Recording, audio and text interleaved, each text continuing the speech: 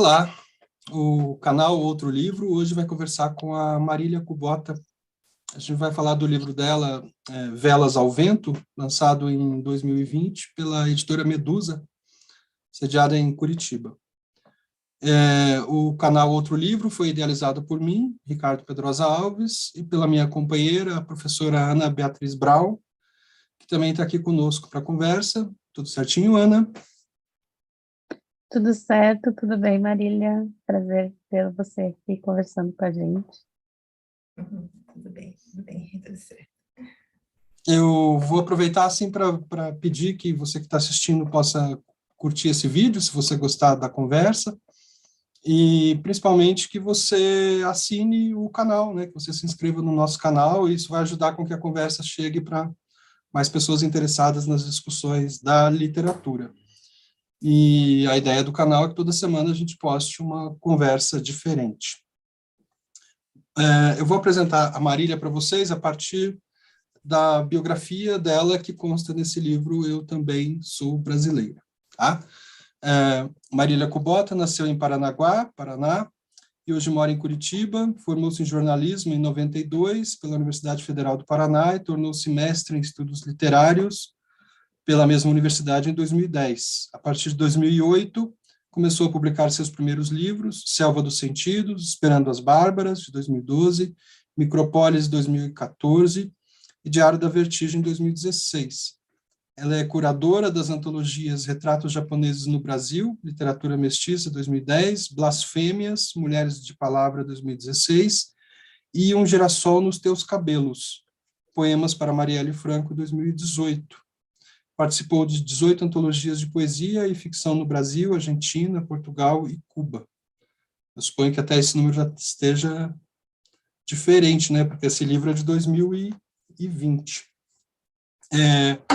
A Ana e a Marília, eu suponho que estejam se conhecendo hoje, né? Mas eu já conheço a Marília desde muito tempo, desde quando eu vim de Campinas para Curitiba, ali no fim dos anos 90, quando eu lancei meu primeiro livro lá em 96. Talvez eu já conhecesse a Marília por poemas publicados, não me lembro exatamente, talvez no Nicolau, não tenho bem certeza, e aí me interessei pela poesia dela e a gente fez contato também por conta da divulgação desse meu primeiro livro. Então, a gente tem uma longa história, né, Marília? A gente conviveu ali no ambiente da literatura em Curitiba, ali naquele período, e depois a gente retomou uma convivência, ao mesmo tempo intelectual e afetiva, quando da realização dos nossos mestrados na Federal do Paraná, que a gente fez mais ou menos junto ali. Então, vocês podem imaginar por isso, né, que é uma grande honra, principalmente para mim, estar aqui conversando com a Marília Kubota hoje, né, depois de tanto tempo. E a gente também participou de um lançamento em comum, há pouco tempo atrás, pela editora Medusa, né, eu também lancei um livro nessa mesma coleção do Velas ao Vento. Então, Marília, seja muito bem-vinda para esse bate-papo sobre o Velas ao Vento, embora a gente também queira falar sobre os seus outros livros. Está tudo certinho aí com você? Tudo certo. Então, obrigada pelo convite, Ricardo e Ana. Estou muito contente aqui de poder participar desse seu novo programa. Então, você falou dos velhos tempos, me lembro, sim, do que você me convidou. Tem até uma cartinha guardada sua, que você...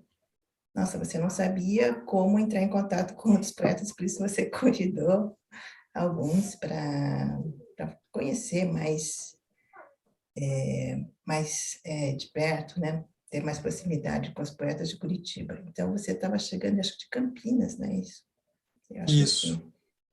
Uhum. E daí você queria se aproximar dos poetas lá de Curitiba. E daí começaram, então, esses encontros, mas acho que não foram muitos, né? E me lembro também que você fazia um programa de rádio, né? Na Rádio Educativa, né? E era mais ou menos também sobre poesia, né? Agora, mas não era com poetas, entrevistas de autores vivos, não? Acho que não era, né? Era um outro perfil. Mas sempre admirei muito também você, sua obra, e você é um poeta, assim, crítico, né? Você sempre tem muito o que falar sobre os nossos livros, isso é é bem interessante, né, para nós, como autores, né, ter um leitor. É um privilégio ter um leitor como você, que também é poeta e também é um crítico, né? Então, eu também estou muito honrada de estar aqui nesse programa e muito feliz que você tenha retomado, né? Tenha criado esse canal para se aproximar de outros poetas e escritores. Ah, bem legal mesmo, Marília. Eu nem lembrava do programa na rádio, né, que se chamou Metáfora, foi na rádio educativa. E lá, na verdade, a gente só fez uma entrevista, que foi com o Wilson Bueno, do livro Sim. de Tancas dele, do Tratado de Brinquedos, né? Exatamente, Pequeno Tratado de Brinquedos. Eu tenho da Marília alguns livros, eu não tenho o Micropolis, por exemplo, né? Mas eu tenho aqui comigo o Selva de Sentidos, eu tenho aqui o Esperando as Bárbaras, aqui, isso. Tenho o Diário da Vertigem, que saiu lá pela editora Patuá, também. E o livro sobre o qual a gente vai falar hoje é esse aqui, né? O Velas ao Vento, dessa coleção da editora Medusa, da qual também fazia parte o Adalberto Miller, entre outros escritores também. Eu gostaria de começar a conversa, Marília, assim, apresentando, né, para quem está assistindo, um pouquinho do seu livro, né, a partir da minha leitura, claro. É um livro de poesia, com mais ou menos 90 páginas aqui, que tem 3 partes, né? A primeira não é intitulada, mas eu imagino que vá na linha do Velas ao Vento, né, como título. E depois a gente tem as outras 2 partes, Micropolis e Girassóis de Fukushima. Essa primeira parte meio que ocupa metade do seu livro, e depois a gente tem uma seção mais intermediária, Micropolis, né, com poemas mais curtos, né, haikais, e uma seção mais curta ao fim, para mim, mais próxima do surrealismo, né, de uma poética mais aberta nesse sentido, chamada Girassóis de Fukushima. E aí eu vou ler um trecho bem do início aqui, das primeiras 3 páginas, e depois eu passo para a Ana, que vai fazer uma primeira consideração aí para você, Marília. O livro começa assim, gente: nada em vão, mais uma semente, velas ao vento. Cartas para criança órfã cruzam o oceano. Sangue de mulheres, escorre chuva ácida na fumaça de cigarro. Tigelinhas de arroz não apagam incensos diante de túmulos. Para que Deus rezar? Quarto, navio ou túmulo, flutuar ou enterrar o sonho. O bambu não curva como sandália de taioba. Todo dia couve e farinha, nem uma lâmina à vista. Espadas de São Jorge, devagar esquecem as ilhas. Filhos crescem. O sol de lá arde menos vermelho, aqui negro. Por quê? A lua também branca. Jacinto, magnólia, girassol, não esquecem de rir nem chorar. Um dia voltar, camélia e pêssego no cabelo. Sagradas as montanhas, rios, o sol, a lua, plantas do mato. Nenê nasce, a velha leva ao rio, o velho morre, o filho leva à montanha. O padre amaldiçoa, sol vermelho lá atrás, aqui escurece. Trabalhe por um lugar onde os dias são santos. É um começo bem impactante, né? Então, Ana, se você puder fazer a primeira questão. Claro. Então, Marília, a gente releu o livro recentemente, vamos falar sobre as nossas leituras, né?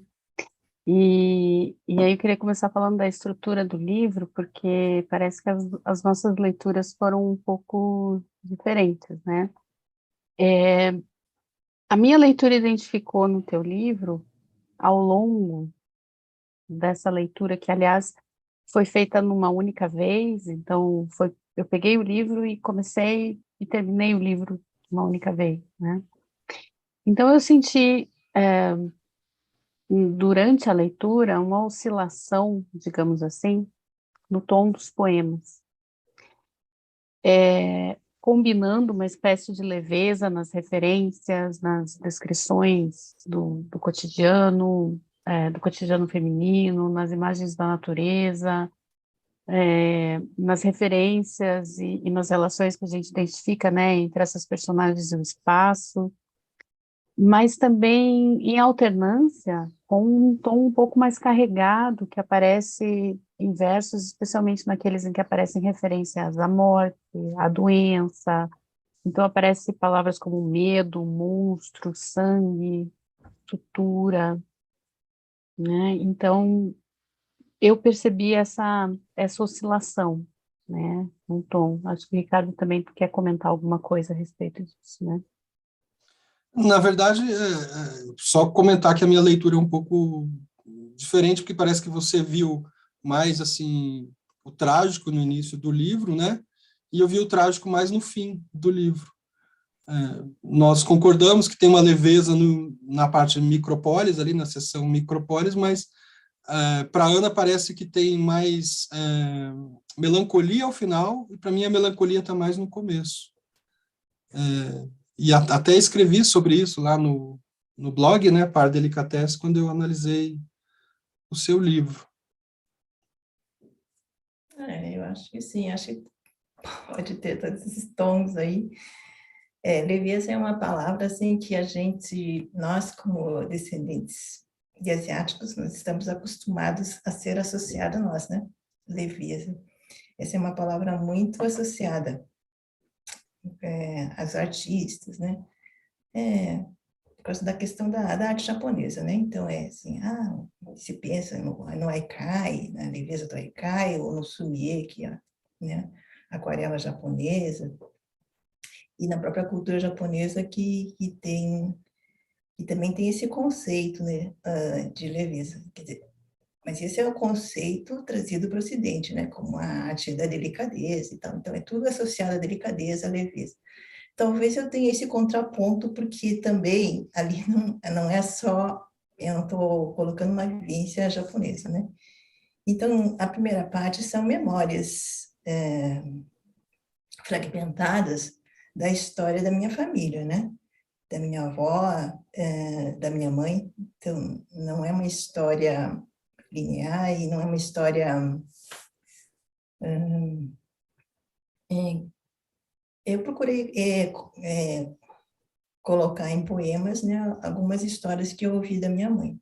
Então, sim, pode ter isso, porque nessa história, claro, teve mortes de crianças, e tinha a própria morte, e foi escrito, na verdade, exatamente alguns anos depois que a minha mãe faleceu. Então, eu sentia bastante. E o título também tem muito a ver com isso, né? Com não velas ao vento de navegar, né? E isso também é um título que meio que uma simulação dentro de um clichê, né? Que velas ao vento é muito clichê. Mas tem uma outra leitura do Velas ao Vento que é relacionado aos poemas do início, né? Daí, por isso se fala muito de morte, de doença, de tudo, né? De aquelas tragédias que os imigrantes viveram aqui no Brasil, né? Que às vezes são contadas em histórias épicas, aquelas histórias, né, são sempre um pouco meio heróico, assim, né? Mas eu quis romper um pouco com né, esse tom heróico, né, nós somos os vencedores. As famílias imigrantes têm muito isso, né? Nós viemos para o Brasil e sofremos bastante, mas agora nós somos vencedores, somos reconhecidos. Essa história de família de imigrantes existe muito isso. Então, eu acho que eu quebrei um pouco, tentei quebrar um pouco isso. Micrópolis claro, é um livro que já existia, então eu só coloquei ali dentro, e para compor junto com esse outro livro, e o Girassóis de Fukushima, que fala um pouco sobre o tsunami, né, sobre essa coisa também dessas mutações, né, que aconteceram no Japão, com o acidente nuclear, tsunami e tal. li um artigo bem interessante sobre o tsunami, e sobre um tema que eu gosto bastante também, acho que isso aparece na primeira parte, que é sobre fantasmas. Minha dissertação de mestrado é uma análise exatamente de um conto, né, japonês, que fala sobre uma assombração, né, um fantasma. Na verdade, é um conto de origem budista. E o que eu li, o artigo, é sobre pessoas que depois do tsunami eram possuídas por espíritos, e daí elas ficavam atormentadas. Mas daí elas procuraram um monge budista, e daí ele falou que, né, que na verdade eram espíritos. E aí ele, com orações, ele tentava reconduzir, quer dizer, fazer com que esses espíritos saíssem do corpo daquelas pessoas. Eu me interesso com isso não de uma forma religiosa, mas de uma forma como estudo mesmo, porque eu sou ateia, não sou religiosa. Mas eu acho essa coisa desses espíritos, da assombração, isso a minha mãe e a minha avó e as minhas tias estão muito ligadas a essas histórias. Então, achei bem interessante. Eu não sei, eu tentei fazer com esses três livros, na verdade, são 3 livros diferentes, né? Com quem eles tivessem uma ligação. Eu acho que o Micrópolis, na verdade, é aquele que eu comecei a escrever a Haikai, mas eu ainda não tinha uma consciência de identidade, né? A minha consciência de identidade veio muito depois, né? Quando eu comecei a me envolver com essas discussões sobre identidade asiática, né?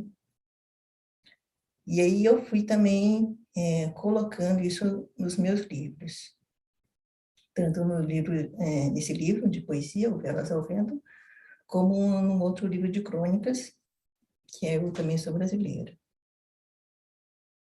Então, eu tento colocar essas questões sobre identidade. Então, eu acho que tem essa questão do híbrido, não só entre do gênero, né? Poesia e prosa, novelas ao vento, mas também falando sobre essa dupla identidade que a gente, como descendente de asiáticos, a gente tem, né? A gente sempre tem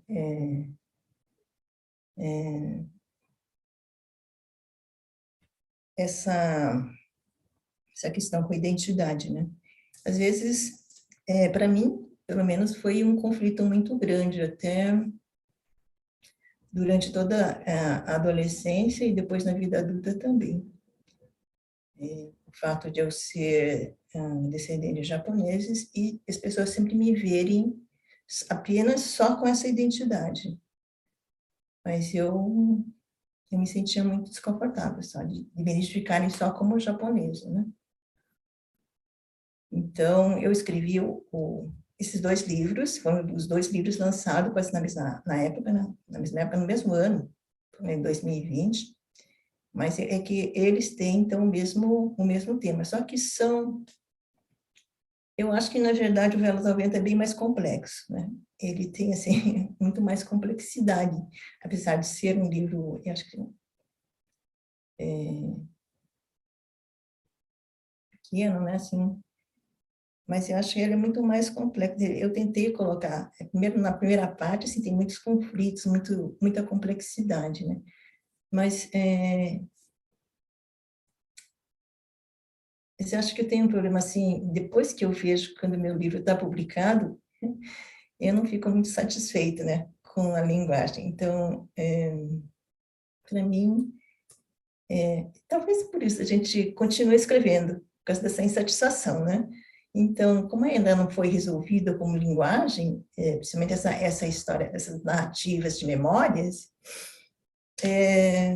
eu acho que por isso eu tento ainda escrever, ou escrever em prosa, ou em poesia, né? Então, eu acho que os meus próximos livros é para tentar resolver esse problema aí, que eu acho, pelo menos eu enxergo, né, que tem um certo problema aí nesse livro, principalmente Novelas ao Vento, né, que eu tentei colocar muitas questões, né, dentro dele, mas é um pouco, eu acho um pouco obscuro ainda.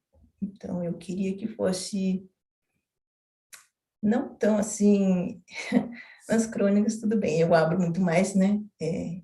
Mas eu queria, né, também criar uma poesia que pudesse falar dessas questões minhas também, né? É, Marília, nas nossas leituras, né? é, então aparece essa leveza, né? Ainda que as leituras sejam divergentes, nós acabamos concordando, né? No trecho Micropólis, especialmente, né? Que fica emoldurado por essas duas pilastras mais severas, né? No início e no fim do livro.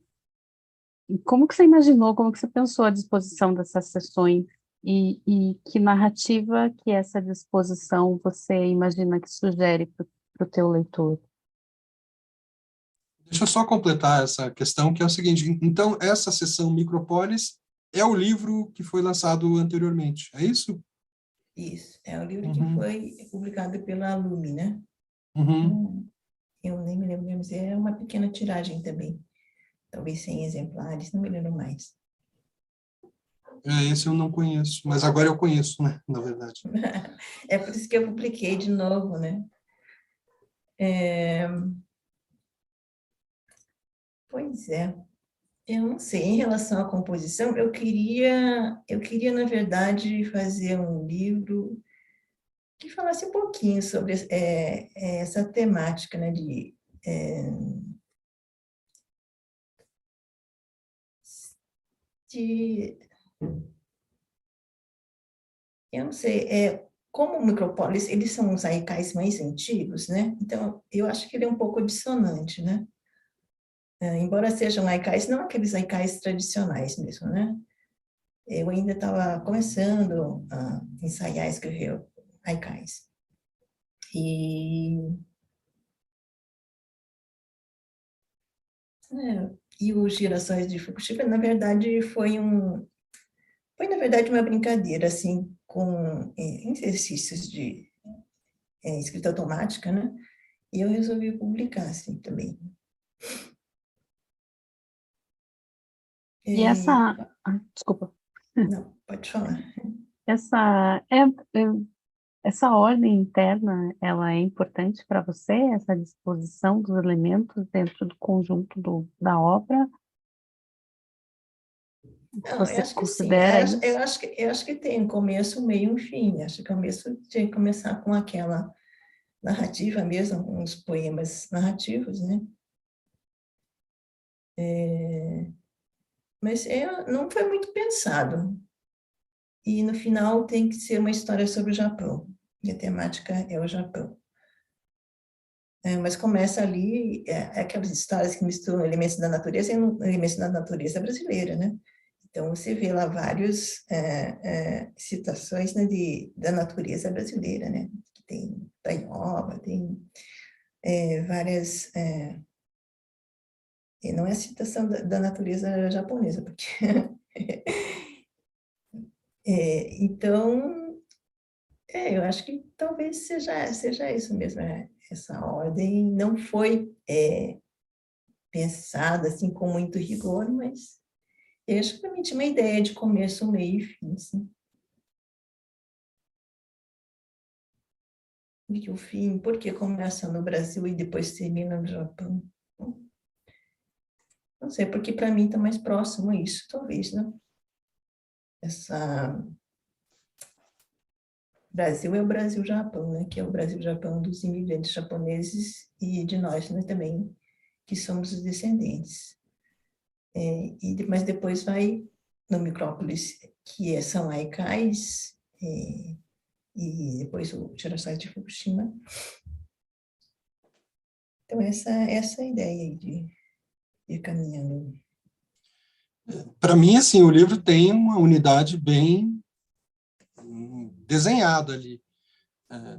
Esse começo, que parte desses, que eu chamei ali daquele conceito, né, biografemas, né, que você meio que remoe essas memórias tal, e esse final que chega na atualidade mesmo, tem essa dimensão linear de um passado que vem em direção ao presente, e que é o presente de todos nós, no fim das contas, né? Porque Fukushima também envolve todo mundo, no fim das contas, né? Envolve o planeta. Então, parte dessa memória mais, e dessa subjetividade mais localizada, mais pessoal, que é de uma comunidade e que é sua também, para essa dimensão mais do presente. Então, eu acho que tem esse fluxo aí com esse respiro, talvez, né, no meio. Então, mas você mencionou agora há pouco, Marília, a questão de uma certa insatisfação, por exemplo, com essa dimensão, ou com a expressão dessa dimensão mais voltada para a biografia nesse começo do livro Velas ao Vento. Você tem retrabalhado isso, essa questão da expressão biográfica passa a ser algo mais presente, né, na sua obra mesmo, também com o Eu Também Sou Brasileira. É verdade. Isso é um resgate de memórias, né? Na verdade, Eu Também Sou Brasileira, o título também engana, né? Porque, na verdade, são várias crônicas, é uma miscelânea de crônicas, mas tem algumas que eu trato dessa questão da identidade e da ancestralidade, né? Mas,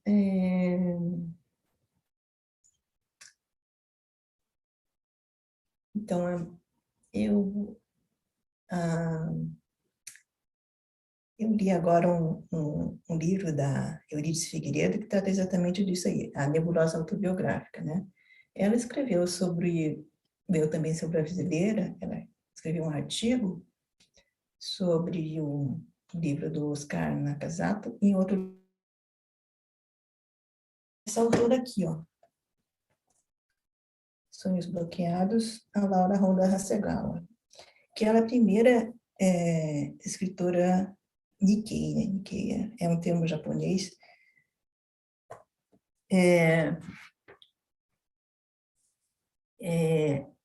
O termo japonês para definir são aquelas japoneses que não vivem no Japão, né? Então, ela é a primeira escritora da literatura Nikkei no Brasil. Escritora romancista, né? Romancista. Então, Você pode só repetir o nome dela, que eu acho que eu não peguei muito bem. O nome da... Laura Honda Hasegawa. Laura Honda. É um romance bem interessante, porque... Não conheço.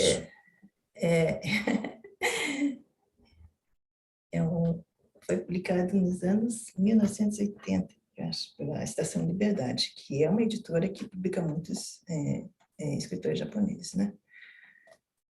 E ela não é muito conhecida mesmo, não ficou muito conhecida. Eu acho que, assim, a gente talvez ainda tenha esse problema de circular só dentro da comunidade, embora esse não seja. Eu acho que esse não é um livro para circular dentro da comunidade, porque ela fala de muitas questões, por exemplo, sobre identidade feminina, então ela mostra muitas mulheres descendentes de japoneses muito diferentes. Então, ela rompe com aquele estereótipo da mulher, né? Da mulher submissa, da mulher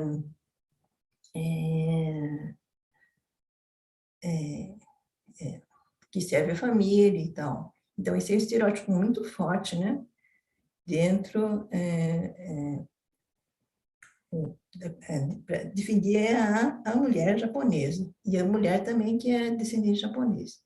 Então, é a delicada, é a submissa, é silenciosa e tal, que nunca, né? Nunca protesta, não é crítica. Mas a Laura, então, vai apresentando diversas mulheres, diversos personagens que representam mulheres muito diferentes, né? Então, tem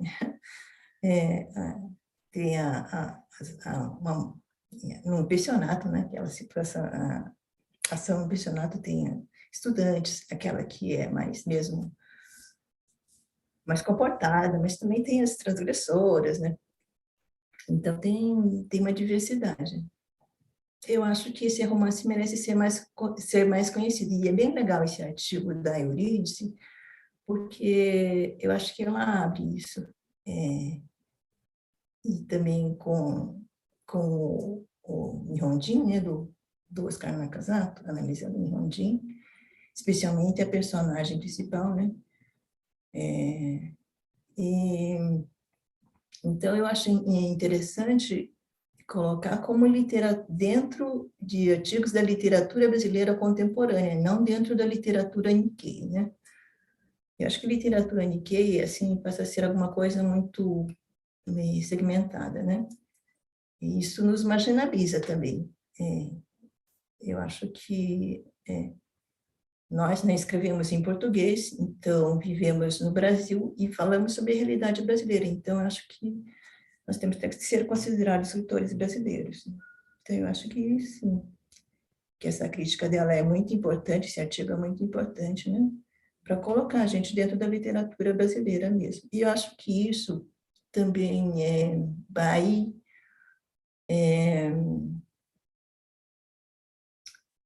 isso serve como exemplo, né, para outros escritores, né?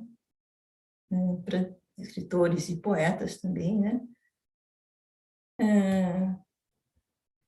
Para a gente entrar dentro dessa série, né? Em relação ainda, eu quero falar, e agora eu falei tanto da literatura brasileira, mas em relação ao Haikai, porque, assim, esse livro do Micrópolis, na verdade, eu escrevi porque sempre que eu mostrava meus poemas, perguntavam, você não escreve Haikai? Isso era uma cobrança. Mas eu não escrevia, não. Eu não escrevia Haikai. Mas daí eu passei a dar oficinas de Haikai. E daí eu escrevi alguns Haikais como exercício. Daí o Micrópolis foi resultado dessas oficinas, né? Mas, de um lado, eu acho assim, de um lado, essa cobrança sobre você ser descendente japonês e escrever ou não Haikai, eu acho isso não é muito legal, não. Você não precisa escrever Haikai, ou não precisa escrever só Haikai, né? E também não precisa escrever só sobre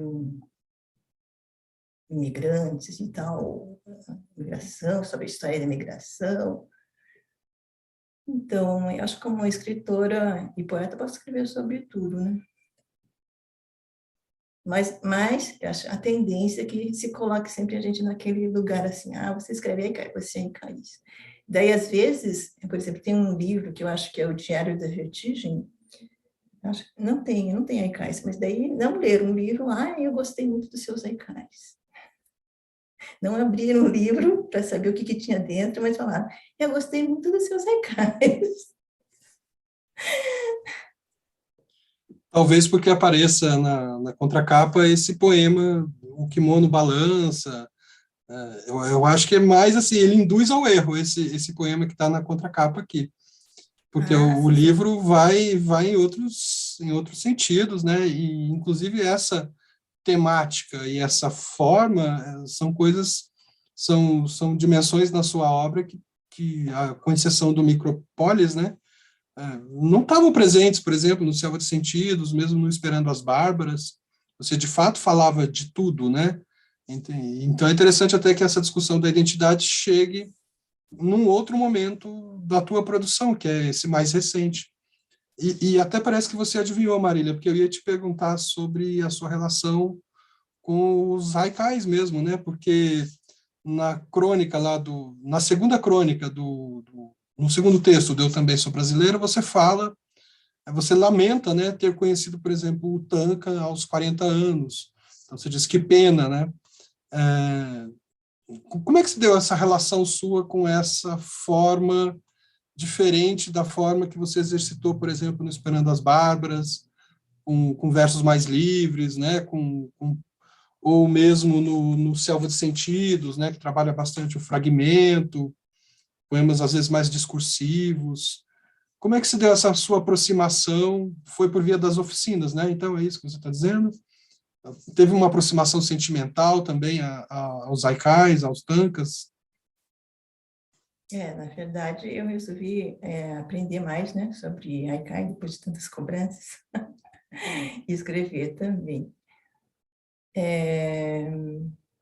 Essa referência que você falou do tanque era minha avó, né? A minha avó escrevia tankas.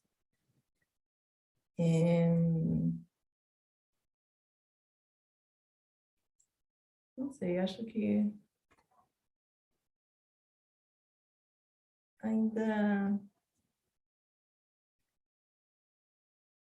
eu prefiro.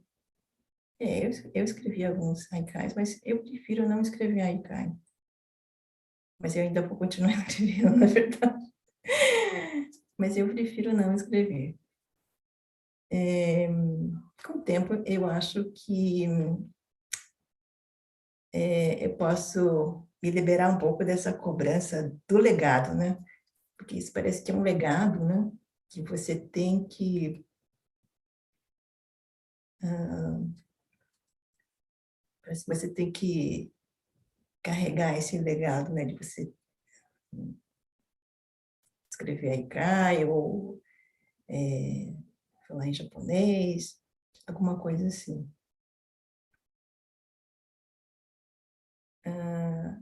Depois que eu escrevi o Eu Também Sou Brasileira, eu vi que eu posso ir me libertando aos poucos desse legado. E eu acho que escrever as memórias da minha família tem muito a ver com isso também, de me libertando de algumas... desse peso, desse legado, né? Para mostrar também que esse outro lado, né? Esse lado B, que eu acho que uma história, né? Quando a gente ficcionaliza a nossa própria história, não é autobiografia, né? Mas você vai trazer essas outras questões, né?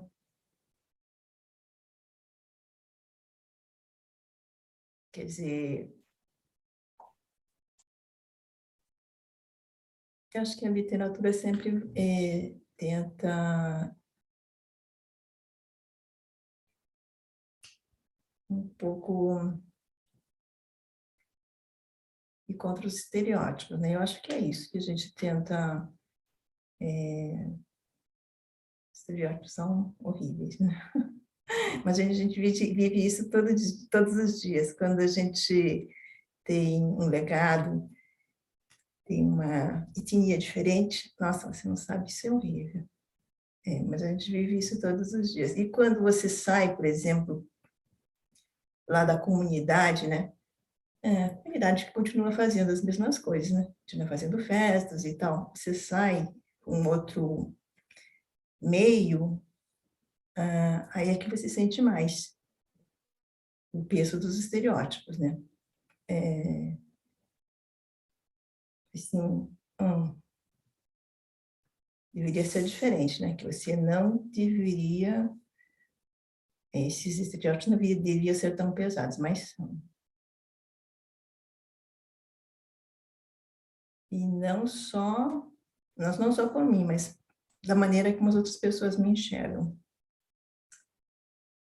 Então, o Haikai é alguma coisa assim, ao mesmo tempo eu fico muito em conflito, né? Como eu ficava em conflito com a minha identidade, eu também fico em conflito com essa forma, assim. Será que eu continuo escrevendo? Eu não escrevo mais. Eu escrevi no passado e tudo que eu escrevi eu vou publicar, mas eu não escrevo mais. Não sinto que eu tenha que ser uma haicaísta, né? Eu acho que tem haicaístas bem bons no Brasil. Inclusive, tem muitos que são descendentes japoneses, como a Teruko Oda, Nempuku Sato, Masuda Goga, são grandes haicaístas japoneses, né? A Teruko, na verdade, não é japonesa, ela é filha de japoneses. Mas eu acho que eu não tenho exatamente que ser uma haicaísta. Sim. A propósito, né, Marília, você, justamente nessa sessão Micropólis, você abre os poemas com essa referência ao Bueno e ao Leminski, né?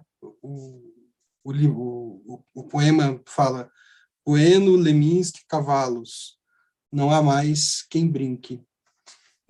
E o Leminski, por exemplo, ele aparece bastante nos teus outros livros, né? Essa própria ideia do distraídos venceremos, que está presente um pouco, eu diria assim, na simbologia de outros, ou, digamos melhor, na perspectiva mesmo, né, dos poemas de outros livros.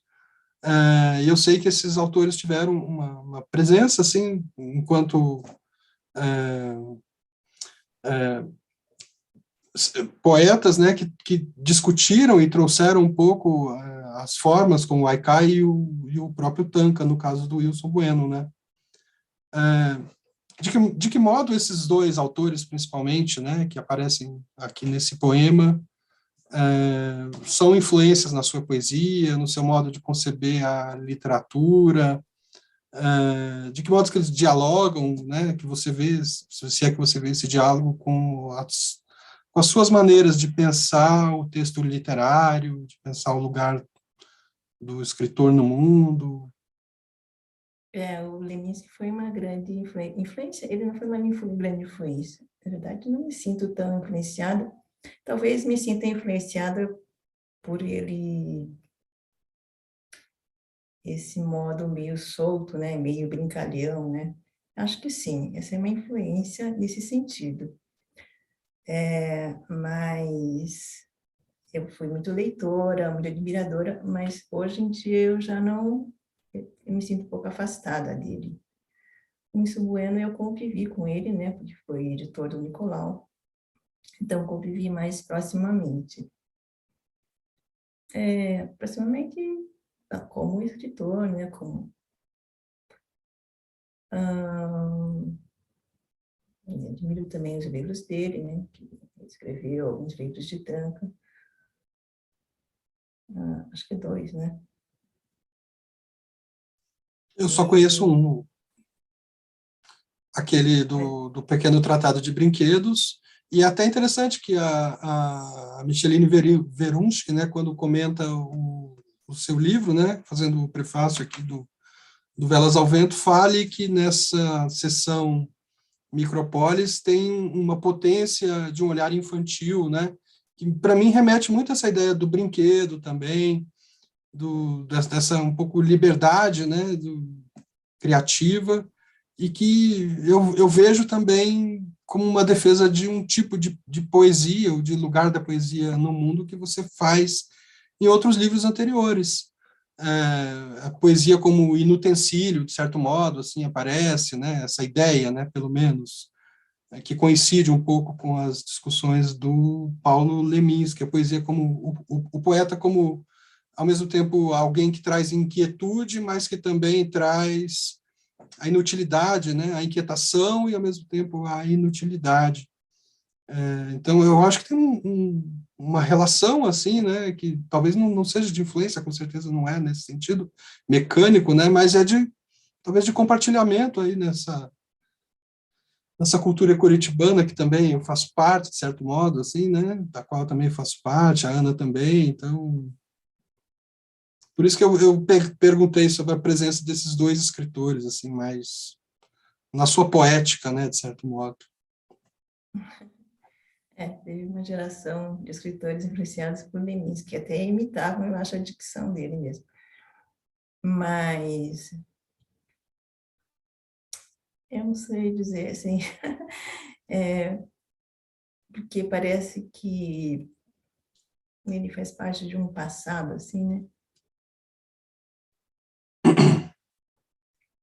Que, assim, depois que eu fiz o mestrado, aconteceu muita coisa, assim, parece que teve uma ruptura muito grande, principalmente quando eu conheci mais escritoras mulheres e passei a ler mais mulheres. Então, assim, essas leituras do passado, agora, na primeira eu comecei a ler mais escritores japoneses, literatura japonesa, né? E depois mais mulheres. Então, é um pouco estranho agora falar sobre essas leituras do passado e tal, né? Porque parece que as minhas influências agora são mais das japonesas, das asiáticas, mulheres principalmente, e outras escritoras que eu leio muito mais. Não sei se isso aparece, mas eu acho que sim, porque aparece, eu acho que aparece muito o feminino, o feminista, e vai aparecendo cada vez mais nos meus poemas, né? E nas crônicas também. Então, eu acho que se eu tenho alguma afetividade agora, eu não sei o que falar desses amores do passado, porque parece que eles passaram mesmo. Porque agora eu tenho outros amores que são os asiáticos, as escritoras asiáticas e as outras escritoras brasileiras vivas, que também tem muitas escritoras que às vezes também já tem uma obra, uma grande obra. Por exemplo, tem uma poeta chamada Alíria Porto, né? Ela é uma poeta, a filha dela mora aqui em Curitiba, ela é de Minas, né? Ela é de Minas Gerais. E ela já tem uma obra, né? E ela está publicando aí, então... E tem muitas outras mulheres, a Márcia Maia, que é uma poeta também de Recife, que mora em Recife, e tem poemas lindos. A Lucília Nogueira também é de Recife, ela foi professora, ela morreu.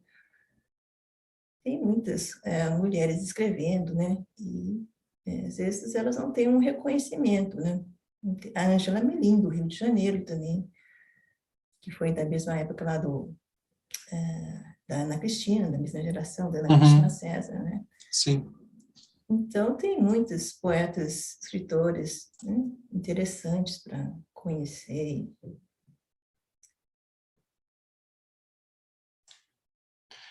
Marília. Assim, Ana, deixa eu só, vou só falar uma coisa, que a gente já está se encaminhando para o fim, Marília. Eu percebi muito nesse livro, em conjunto com Eu Também Sou Brasileira, no Velas ao Vento, em conjunto com Eu Também Sou Brasileira, uma reorientação, digamos assim, da sua discussão entre poesia e política. Se nos livros anteriores a política está mais assim, algo mais genérico, né? E tem essa defesa do poeta como a voz do não, de certo modo, desse discurso do capitalismo, do discurso dos vencedores, etc., né? Então o poeta aparece um pouco com essa voz do não, e isso fica muito evidente, e eu acho muito interessante que a sua poética tenha entrado num outro sentido de política agora, inclusive porque não aparece, por exemplo, no Velas ao Vento, não sei se é um projeto a ser pensado, mas não aparece mais algo que aparecia muito nos outros livros anteriores, que é o poema metalinguístico, né? A poesia sobre poesia, a discussão do lugar do poeta, do poema, isso meio que sumiu, assim, eu acho bem interessante também.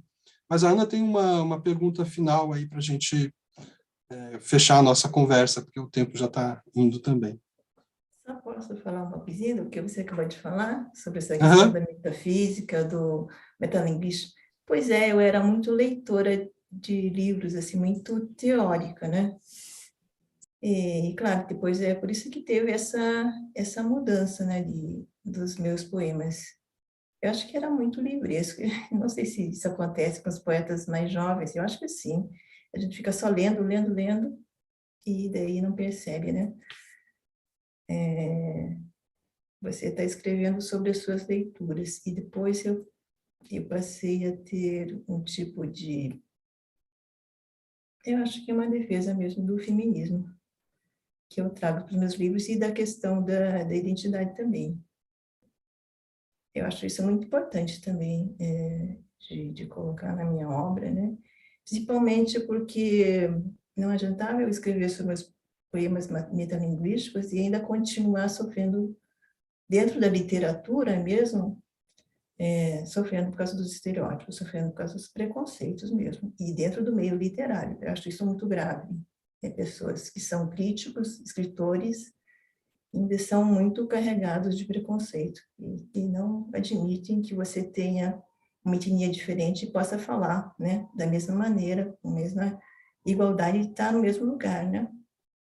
Então, isso, Sim. isso foi uma experiência muito terrível para mim. Eu ainda quero escrever bastante sobre isso, mas eu acho isso muito terrível. E no meio literário, eu acho muito terrível isso. Muito, muito bom você estar falando isso. Diga aí, Ana, para a gente... É um pouco, talvez a Marília tenha até respondido, em parte, né, Pois é, parece que sim. porque justamente lendo Velas ao Vento, me chamou a atenção a recorrência nesses primeiros momentos do livro das figuras femininas, né, da mãe, da avó, né, aparece uma filha, então tem essas figuras, ainda que apareçam, enfim, homens também, né, tem outras figuras masculinas ali, mas me parece que a força está nisso, e eu fiquei pensando justamente que tipo de abertura para as leituras feministas haveria no teu livro, né, e se esse livro seria mais ou menos feminista do que, por exemplo, eu também sou brasileira. O feminismo no sentido, a Marcia Tiburi tem um livro pequeno, agora não lembro um título, que ela chama a avó e a mãe dela de irmãs, né? Que fala que o sofrimento, as violências que elas sofreram, que hoje ela entende, né? As violências que elas sofreram no passado, né? Então, eu acho que eu também tenho essa ideia, né? Lendo ela, depois eu passei a ter essa ideia a partir da leitura dela, né? De resgatar um pouco essas mulheres do passado, né? Como, sim, é um passado muito violento para as mulheres, para nós mulheres, né? Um passado de muita violência. E para as mulheres asiáticas também. A gente lê no Clube de Leitura Mulheres Asiáticas muitos livros que falam sobre essa violência contra as mulheres, né? E de entender um pouco, isso também, para entender um pouco da minha história, né? Que eu também entrava muito em conflito com a minha mãe, né? Pelo fato dela parecer tão passivo, mas na verdade depois eu fui entendendo que era uma pessoa muito lutadora. Nesse romance também conversar com a Laura Honda Hasegawa também foi muito importante para isso, para que ela tenha essa visão também de uma mulher filha de japoneses, né? E apesar de parecer aquela mulher passiva, na verdade era uma lutadora, uma pessoa que ela decide mesmo a vida. E se eu for pensar também na minha avó, na minha bisavó, na minha mãe, elas também são mulheres que eu acho que, apesar de ter que se conformar com esse padrão, né, de um sistema de dominação masculina, que era muito, né, que elas tinham que, não podiam se desviar, senão elas sofreriam, e a violência era exatamente por isso, para elas não se desviarem desse padrão, elas eram muito fortes, né? Eu acho que elas sustentaram. O que eu sou hoje, eu só pude ser escritora e poeta por causa da minha mãe, por ela ter me sustentado assim o meu desejo, né? De uma certa forma, o meu desejo de ser escritora, ela me deixava lendo, né? Não me obrigava a fazer atividades domésticas, né? Eu ficava lendo, não precisava fazer nada, estudava e lia, né? Então, eu acho que ela foi muito, teve uma compreensão muito grande, né? E a família dela também era uma família, a minha avó, né, que é a mãe dela, já escrevia tanca. Os meus tios também sempre foram leitores e eu li muitos livros da biblioteca deles, então isso foi a minha formação, né?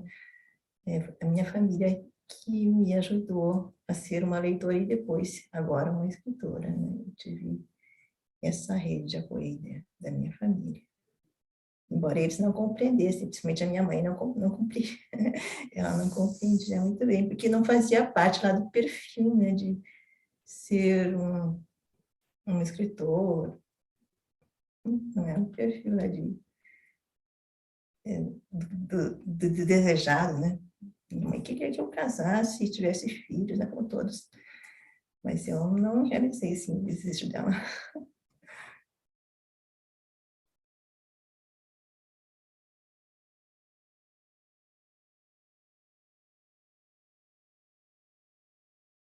Ah, tá sim. É, eu acho que a gente concorda, né, nessa, nessa leitura bom, eu queria agradecer, né, Marília, por você ter vindo aqui, pela gentil presença, pela conversa, te parabenizar pelos teus livros, pela tua obra, né, e dizer que a gente vai postar o link das editoras para quem quiser ter acesso aos livros da Marília. Na verdade, queria te perguntar se você prefere ser contactada pelas redes sociais, como é que você prefere se as pessoas quiserem encontrar os seus livros? Pode escrever para mim pelas redes, pelas minhas redes sociais, se Então alguém tá bom, quiser um né? livro. Na descrição do vídeo a gente vai deixar então o link para o contato com a Marília dali, tá? Então semana que vem a gente vai ter mais uma conversa sobre outro livro e até semana que vem.